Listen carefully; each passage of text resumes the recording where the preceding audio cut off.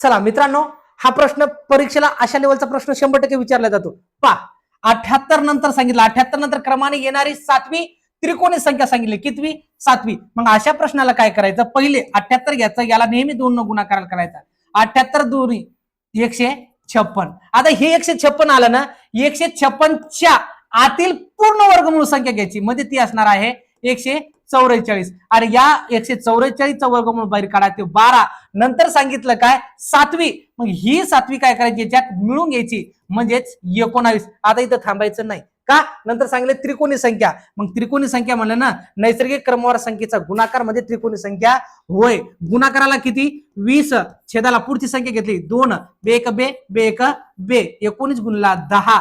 बाबो 19 गुणला 10 म्हणजेच किती? 190. असेच व्हिडिओ पूर्ण पाहण्यासाठी काय करायचं, आपल्या चॅनलला सबस्क्राईब करून ठेवायचं किंवा फॉलो करून ठेवायचं. धन्यवाद.